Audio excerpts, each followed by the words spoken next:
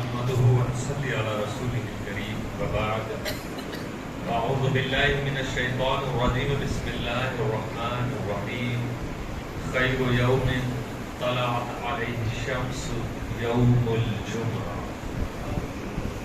صدق الله وصدق رسوله النبي الكريم إن الله وملائكته يصلون على النبي يا أيها الذين آمنوا صلوا عليه وسلموا تسليما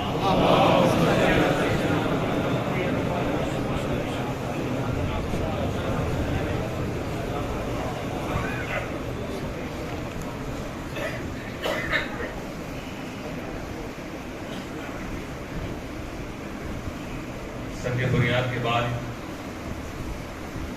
یہ پہلی بار مجھے بھی شرف حاصل ہوا کہ اللہ کے اس گھر میں جمعہ کی ادائیگی کا موقع نصیب ہوا. تو جمعہ ہی کے تعلق سے قرآن کریم میں اللہ تعالیٰ نے جو فرمایا آج ہم اور آپ اسی کی روشنی میں کچھ سنیں اور سنائیں. جو حدیث پاک میں نے پڑھی اس میں رسول اکرم صلی اللہ علیہ وسلم نے فرمایا کہ سورج نکلنے والے دنوں میں سب سے بہترین دن جمعہ کا دن. ہر دن سورج نکلتا ہے لیکن یہ سارے دنوں میں فضیلت والا بہترین دن افضل دن جو ہے وہ جمعہ. اور خود قرآن کریم میں جمعہ کے دن آئے تو رب قدیر نے کیا حکم فرمایا. جہاں جہاں مسلمانوں کی آبادی ہے آپ دیکھیں گے کہ جمعہ کا دن اپنے آپ نمایاں نظر آتا ہے دوسرے دنوں کے مقابلے میں, کیونکہ بڑی تعداد میں وہ لوگ جنہیں پانچوں وقت نماز میں آنا چاہیے تھا, ایوری ڈے ہر دن جن کو پانچوں وقت اسی طرح نماز میں آنا چاہیے تھا, مگر یہ ہمیں سے اکثر مسلمانوں کی محرومی ہے کہ ہم صرف جمعہ کے دن نظر آتے ہیں. یہ جمعہ کی جو شان و شوکت کی دن, جو بڑا عظمت والا دن اور امت مسلمہ کے لیے ایک دبدبے والا دن نظر آتا ہے, تو جس طرح جمعہ کی نماز کے لیے آپ اپنے پروردگار کے حکم پر عمل کر رہے ہو اور یہ جلوہ نظر آ رہا ہے, کیونکہ آپ کسی اور کے کہنے سے نہیں آئے جمعہ کے لیے کہ آپ کے گھر والوں نے کہا یا آپ کے مینیجر نے کہا یا آپ کے باس نے کہا یا آپ کے علاقے کے لیڈر نے کہا ہو, رب العالمین کا حکم ہے آپ آتے اور یہ جلوہ دکھ رہا پورے شہر میں, پورے ڈسٹرکٹ میں, پورے صوبے میں, ملک میں, پوری دنیا میں. رب قدیر کا صرف جمعہ والا حکم آپ نے مانا تو امت مسلمہ کا جلوہ پوری دنیا دیکھ رہی.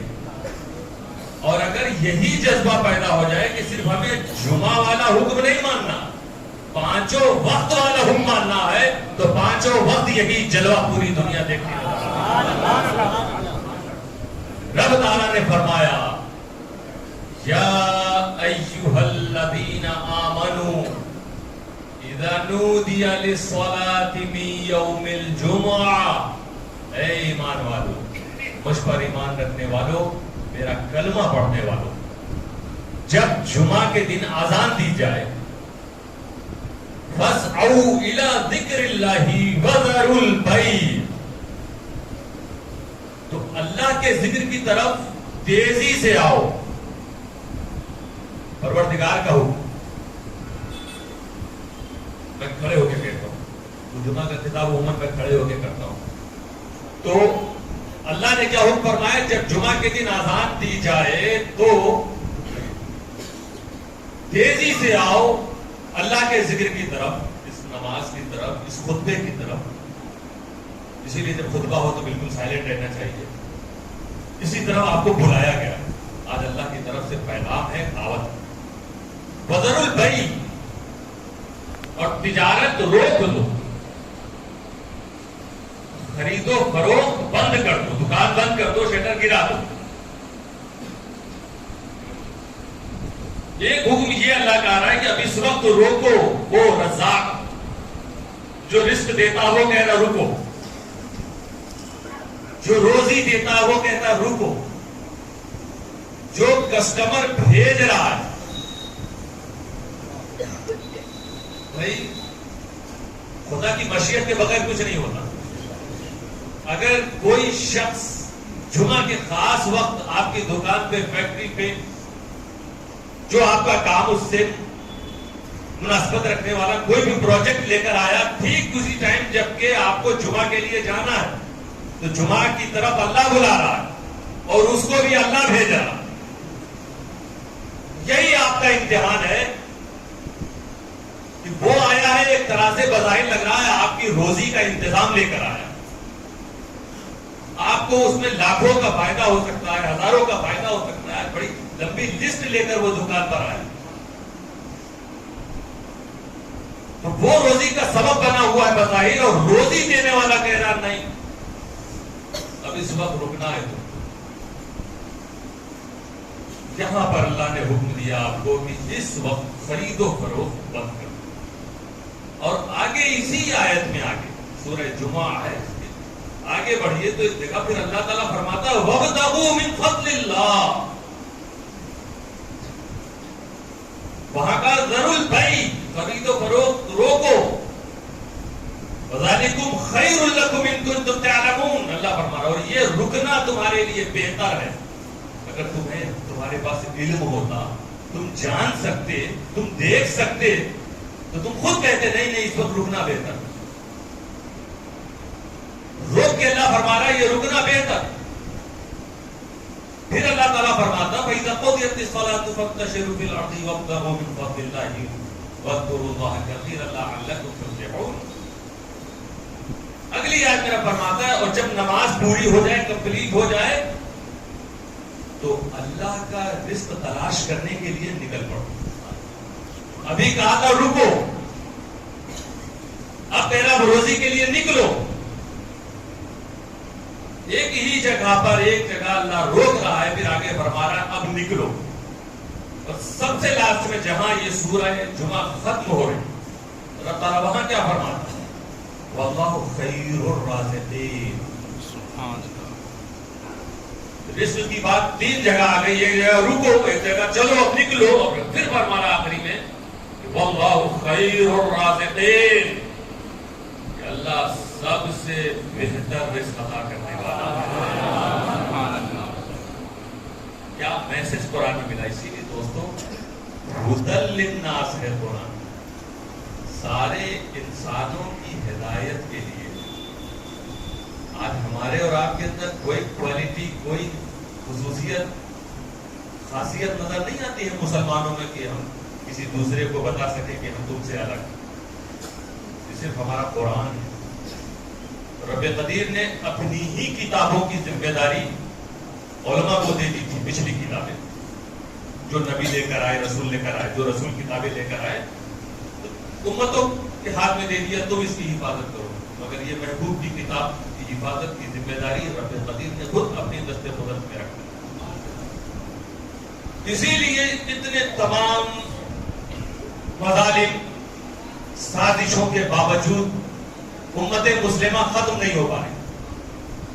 نہ جانے کتنے الگ الگ فکر، وچار، تھاٹ والی قومیں آئیں اور چلی گئیں. مکس ہو گیا، ان کا اپنا وجود ختم ہوتا نظر آ رہا. لیکن صرف امت مسلمہ بچی ہے تو بچی ہے صرف قرآن کریم کی وجہ سے. ساری دنیا نے مل کے کوشش کی ہے، مگر قرآن کریم کا ایک حرف ادھر سے ادھر نہیں کر سکے. نہ باہر سے کچھ لا سکے، نہ قرآن کے اندر کچھ اسے نکال سکے. اسی لیے عجیب معجزہ ہے قرآن کریم. سب سے بڑا معجزہ نبی اکرم صلی اللہ تعالیٰ علیہ وسلم جو اللہ تعالیٰ نے عطا فرمایا. تو میں جو کہہ رہا تھا کہ رزق دکان بند کرو، روزی روٹی کا انتظام میں اس وقت مت لگو. اللہ کا یہ حکم آیا. پھر آگے فرمایا وَابْتَغُوا مِن فَضْلِ اللَّهِ. اب تلاش کرو اللہ کے فضل کو، اللہ کے رزق کو. کب؟ جب نماز پوری ہو گئی. پہلی بار آپ اپنی مرضی سے چاہتے تھے کہ آپ دکان کو کھولے رکھیں کیونکہ لمبی لسٹ لے کر کسٹمر آیا، اور آپ کے دل میں یہ وسوسہ، یہ خواہش ڈالنے والا شیطان ہے کہ نہیں چاہتا کہ آپ خدا کی عبادت کی طرف آئیں۔ دوسری بار اگر آپ نے اس کو نکار دیا، نہیں اللہ کا حکم ہے، میرے رب کا حکم ہے، میں تم جاؤ واپس آؤ، دوبارہ آنا چاہے نہ آنا، میں تو چلا جمعہ ادا کرنے کے۔ اب اللہ فرمانا جمعہ ادا کر چکے تو وابتغوا من فضل اللہ، اب اللہ کے رزق کو تلاش کرو۔ پہلی بار وہ لمبی لسٹ کے لیے آیا تھا، مگر وہ رزق جو ملنے والا تھا اس میں وہ آپ کے لیے بھلائی تھی کہ نہیں، اس کی کوئی گارنٹی نہیں، کیونکہ آپ اپنی مرضی سے چلتے۔ لیکن جب پروردگار کی مرضی سے چلو گے تو گارنٹی یقینی ہے، وہاں پر کامیابی یقینی ہے وہاں پر۔ اب آپ کو سوچنے کی ضرورت نہیں کہ اس میں مجھے نقصان ہوگا، کتنا ہوگا یا فائدہ ہوگا، کیونکہ یہاں یہ سوچنے کی بات ہی نہیں۔ آپ ٹریفک لائٹ کے سامنے جب کھڑے ہو گاڑی لے کر اور ریڈ لائٹ چل رہی ہے، آپ کراس کرنا چاہیں، آپ کے لیے خطرہ ہے کہ نہیں؟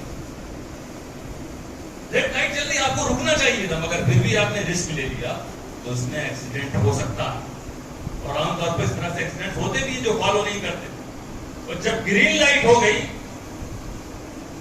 تو آپ کو دائیں بائیں دیکھنے کی بھی ضرورت نہیں ہے، اب آپ اپنی گاڑی کو بڑھا دیں، کیونکہ گرین لائٹ کا مطلب ہی آپ سمجھ گئے کہ اب سیف ہے ہمارے لیے، اور آگے جانے کے لیے سگنل ہے، مطلب آگے راستہ ہے آپ کے لیے، یہ نہیں کہ یہی راستہ ختم ہو جائے گا، ورنہ وہاں گرین لائٹ کی ضرورت ہی نہیں۔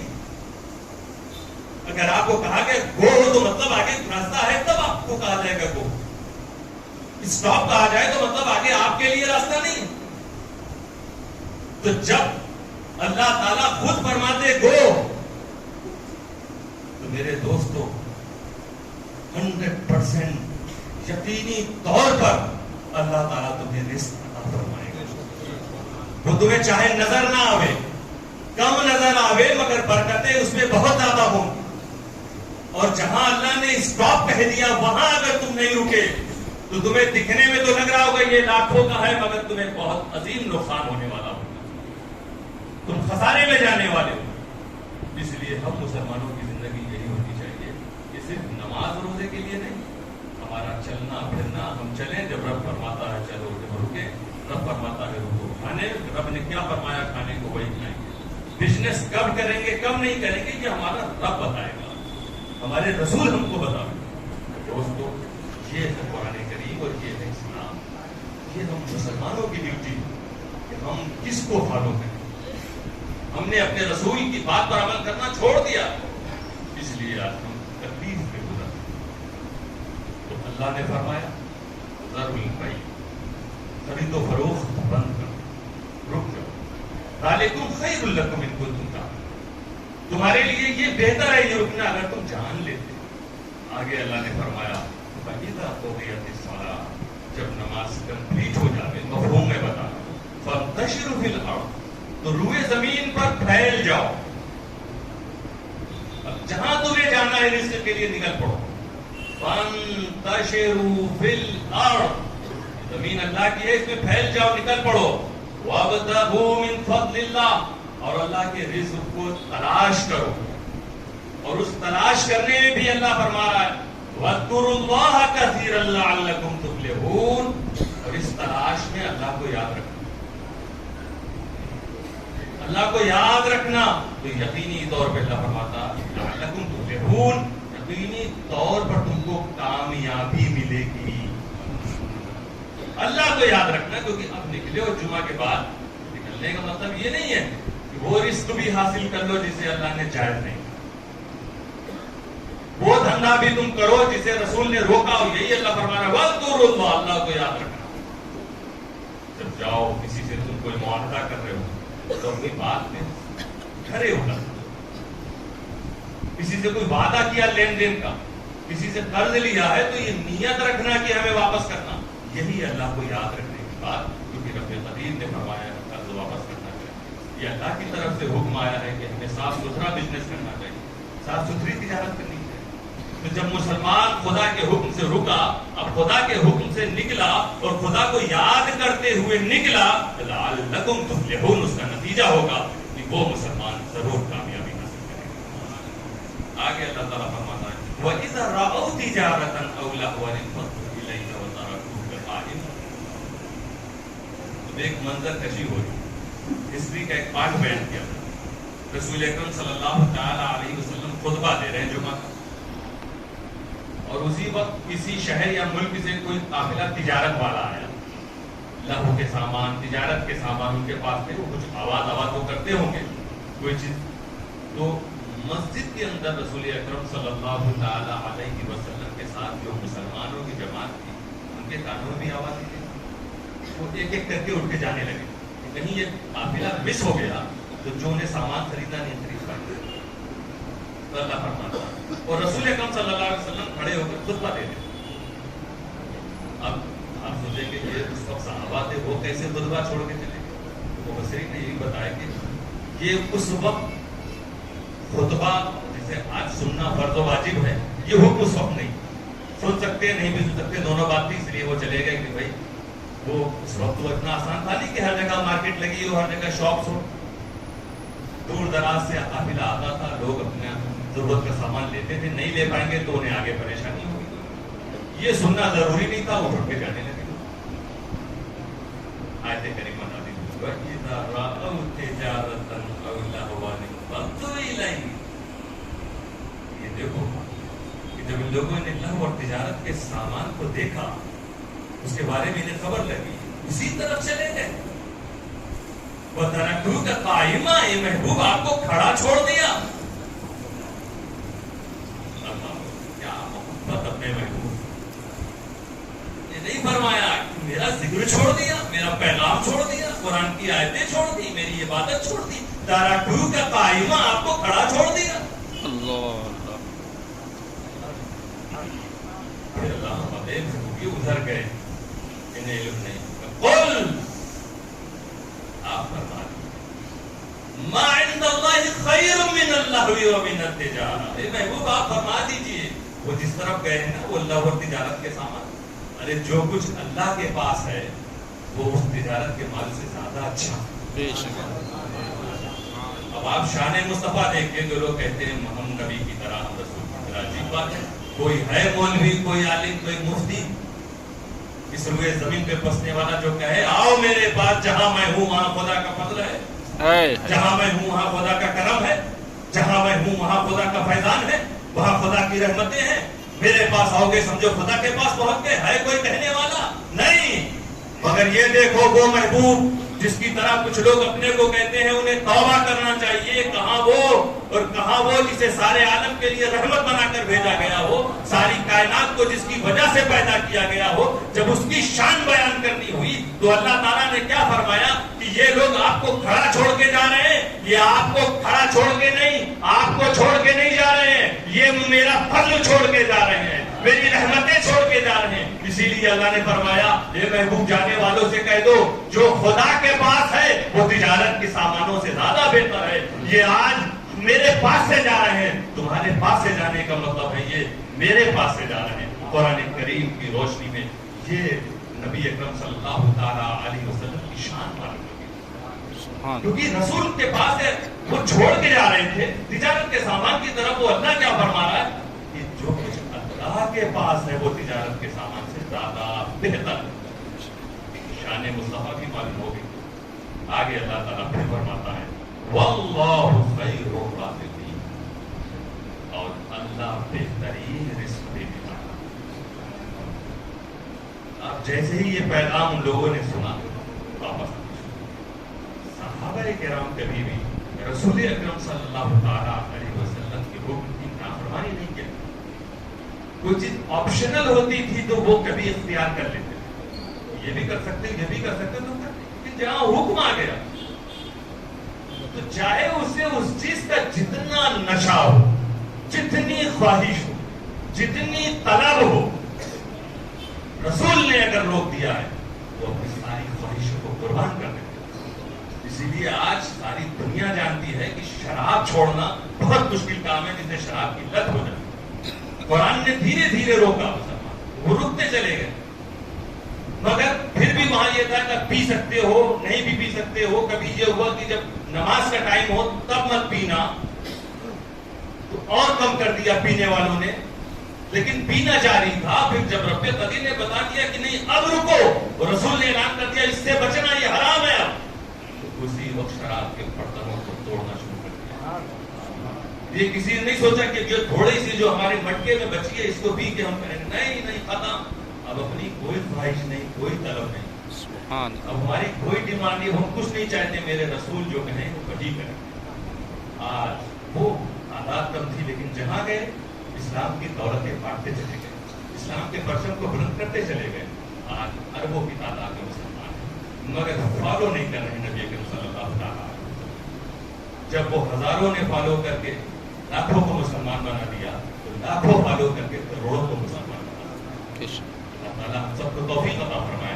واللہ خیر الرازقین, اللہ بہترین رزق عطا کرنے والا ہے. سنت پڑھنے کا بھی موقع